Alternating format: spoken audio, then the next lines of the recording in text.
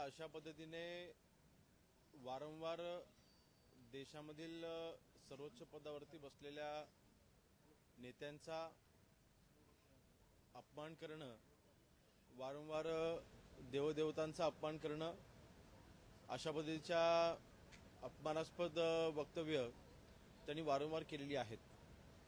एकंदरीत त्यांनी पहिल्यांदा एक गाणं म्हटलं, आता परत जर का सरकारची खिल्ली उडवण्यासाठी जी घटना घडलेली आहे त्याचं गांभीर्य कदाचित त्याला नसावं, आणि आता मला तर शंका आहे की त्याची मानसिक स्थिती पण कदाचित बिघडलेली असावी. कारण स्वतःला कायद्याच्या वर समजणं, स्वतःला शासनाच्या वर समजणं, माननीय सुप्रीम कोर्टाचा अवमान करून पण मला काहीच होऊ शकत नाही अशा भ्रमात राहणं. मला वाटतं काल माननीय संजय राऊत यांनी जे म्हटलं होतं की दोघांचाही DNA सेम आहे, मला वाटतं हा पुन्हा एकदा त्याचाच पुरावा लक्षात येतोय.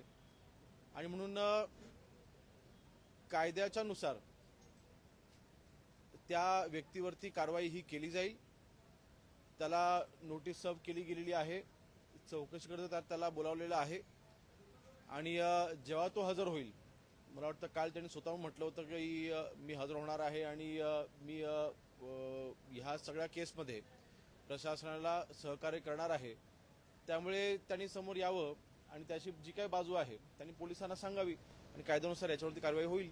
सर, आता त्याला अनेक फोन कॉल्स येत आहेत, धमकीचे फोन कॉल्स येत आहेत, काय यावर?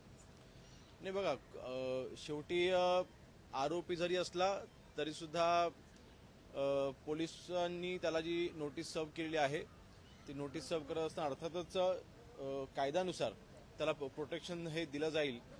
परंतु शिवसैनिकांच्या भावना देखील आपण समजून घेतल्या पाहिजेत.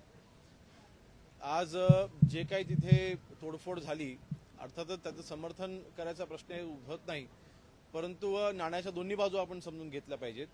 अशा पद्धतीने आमच्या नेत्यांवरती खालच्या पातळीवरती जाऊन जर का कोणी टीका करत असेल तर शिवसैनिक काय शांत बसू शकत नाही.